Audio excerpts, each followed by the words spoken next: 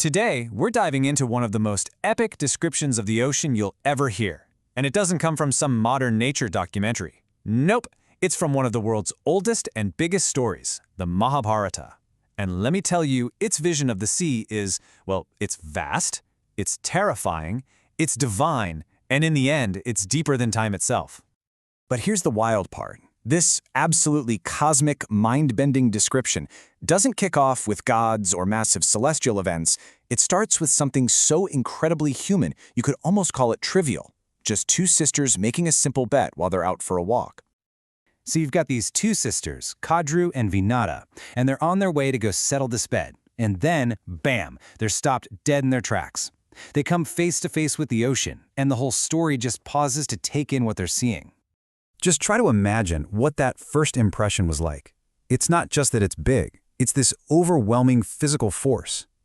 The text says it's vast and deep, with this constant muted roar. You know, the sound of immense power that's just barely being held in check. This is not just a bunch of water, it's a true force of nature. Okay, so now the description shifts from just how big the ocean is to its constant, restless movement. It's painted as this living, breathing thing, not just some static backdrop. And first, we get a sense of how it reacts to the world. You have the winds blowing in, whipping it up, stirring its surface. It shows you that this ocean is part of a much bigger, interconnected web of natural forces.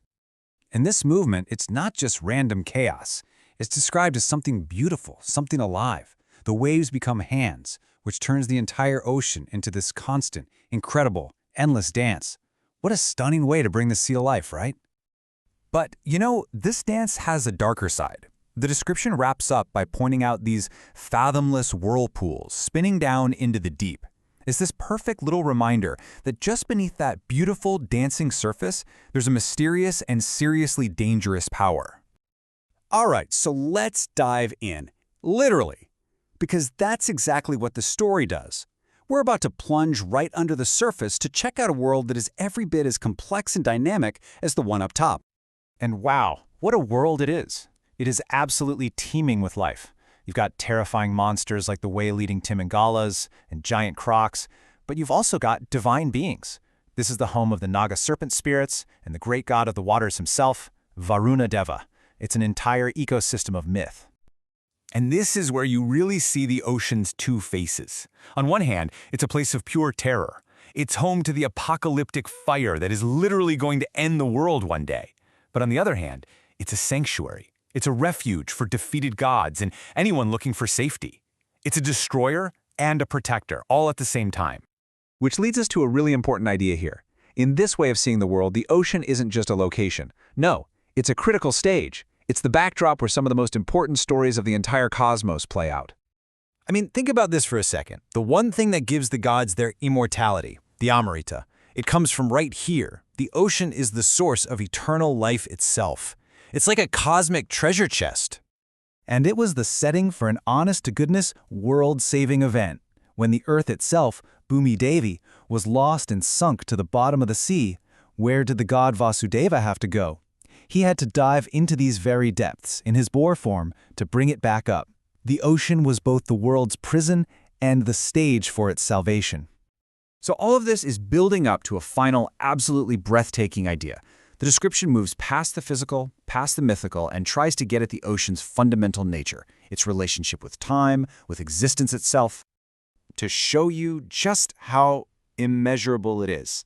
The text tells this little story about a powerful sage, a rishi, who spent 100 years, just trying to figure out how deep it was, and he couldn't do it. If a being with that kind of spiritual power can't even begin to comprehend it, what chance does a regular person have? Its physical depth is just beyond our knowing. But its true depth isn't physical. It's something else entirely. The text brings up this concept of the Ekarnava, this single, primordial ocean that exists between the end of one universe and the beginning of the next. It's the water of the end and the water of the beginning. And just picture this. In that cosmic ocean, the supreme god Vishnu sleeps. The ocean is his bed while he's in yoga nidra, a kind of cosmic meditation, where he dreams the entire next reality into being. The ocean is, quite literally, the womb of the universe. Which brings us right back to those two sisters on the shore and this final, stunning takeaway. The ocean they're looking at isn't just a body of water. It is as deep as time itself and as wide as the sky. It holds everything: life, death, gods, monsters, and the very dream of creation.